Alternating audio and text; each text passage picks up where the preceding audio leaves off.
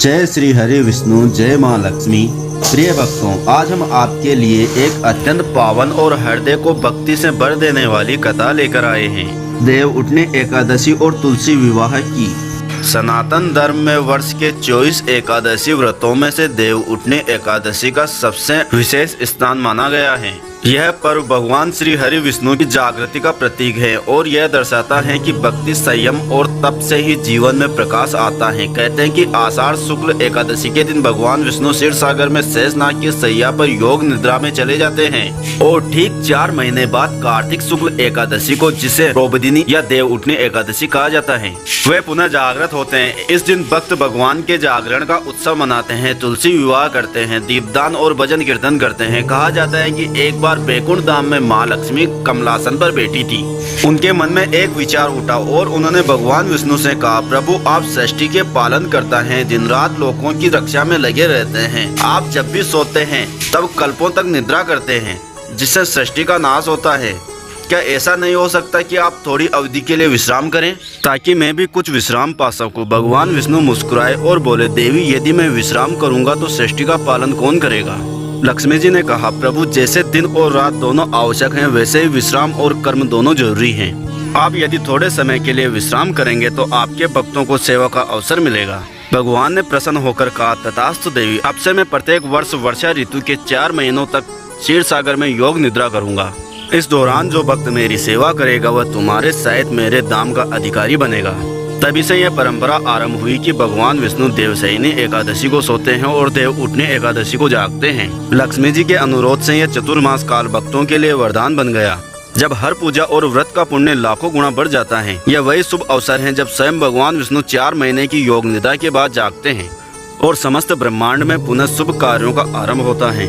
आओ भक्तों, एकाग्र मन से सुनते हैं यह दिव्य कथा जो हमें धर्म, प्रेम और भक्ति का सार समझाती है। देवशयनी एकादशी के दिन से शुरू होता है चतुर्मास। यह 4 महीनों की अवधि होती है जब देवता विश्राम करते हैं। इस दौरान न तो विवाह किए जाते हैं, न ही मांगलिक कार्य संपन्न होते हैं।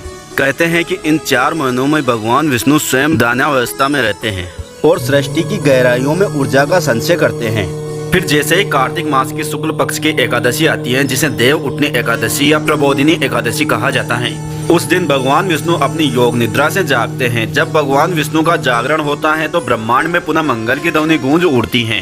देवता, ऋषि, गंधर्व, अप्सराएं सभी उनका स्वागत करते हैं और कहते हैं, उठो देव देव के नंदन, उठो गोविंदा माधव, उठो दीन दयाल प्रभु, अब जग में मंगल हो। इस दिन व्रत करने से सहस्त्र यज्ञों के समान पुण्य प्राप्त होता है।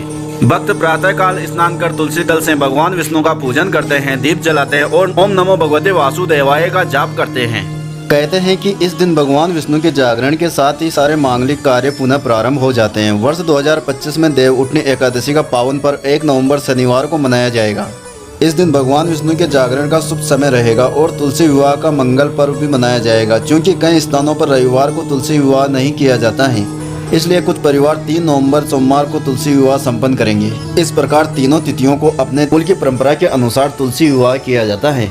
सब जानते हैं भक्तों की तुलसी विवाह का महत्व क्या है और यह क्यों मनाया जाता है। पुराणों में वर्णन है कि एक बार भगवान विष्णु ने असुर शंखचूड़ का वध किया। शंखचूड़ की पत्नी थी देवी तुलसी, जो अत्यंत पतिव्रता और धर्मनिष्ठा वाली थी। उन्होंने भगवान से प्रार्थना की, हे प्रभु, आपने मेरे पति का वध धर्म की रक्षा के लिए किया है, किंतु मेरे पतिव्रत का क्या?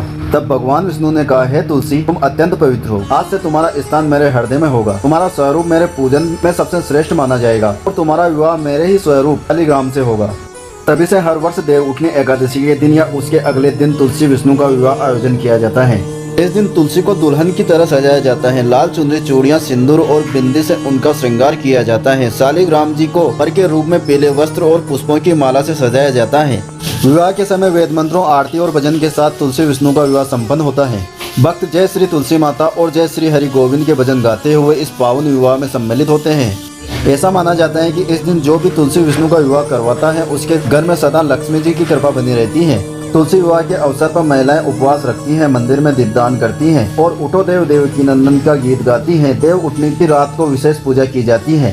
शाम के समय भगवान विष्णु की मूर्ति के आगे दीपक जलाया जाता है और तुलसी माता के पास खड़े होकर भक्त कहते हैं, उठो देव देवकी नंदन, उठो गोविंद माधव, 4 मास की निद्रा पूरी हुई, अब मंगल कार्य आरंभ करो। फिर तुलसी माता की आरती की जाती है और प्रसाद चढ़ाया जाता है और दीप माला से घर के आंगन को सजाया जाता है।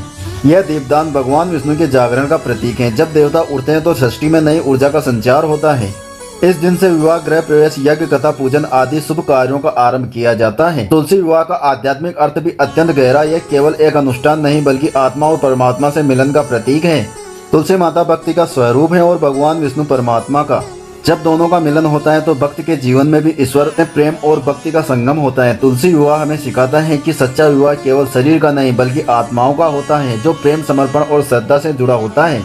इस दिन तुलसी की पूजा करने से सभी पाप नष्ट होते हैं और जीवन में सुख समृद्धि आती है। भक्तों, ध्यान रहे कि तुलसी माता को कभी भी रविवार या द्वादशी तिथि में न तोड़ा जाए।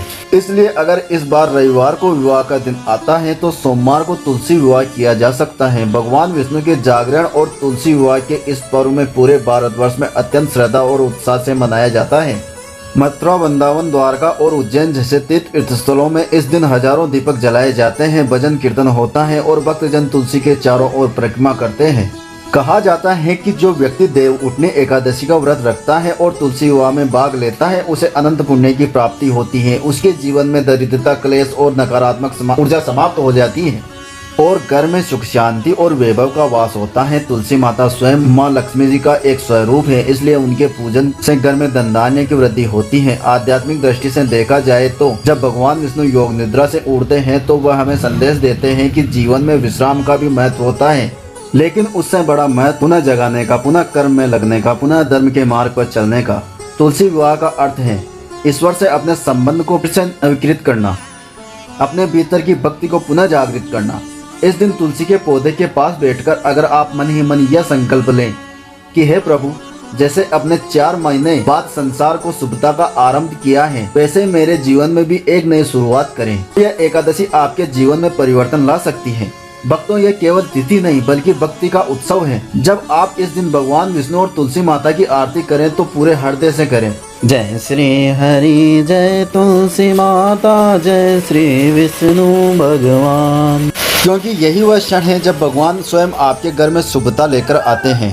जय श्री हरि विष्णु, जय माँ लक्ष्मी, हरि बोल। प्रेम से बोलिए जय श्री हरि विष्णु, जय तुलसी माता। ऐसे ही और भी रोचक और आध्यात्मिक वीडियो के लिए चैनल को सब्सक्राइब कर लें। दोस्तों, आपको यह कथा कैसी लगी कृपया कमेंट करके जरूर बताएं। वीडियो पसंद आया हो तो लाइक करें और अपने दोस्तों के साथ शेयर करें। कमेंट बॉक्स में जय श्री हरि विष्णु, जय तुलसी माता लिखना ना भूलें। फिर मिलते हैं एक और भक्तिपूर्ण वीडियो के साथ। धन्यवाद। जय श्री कृष्णा।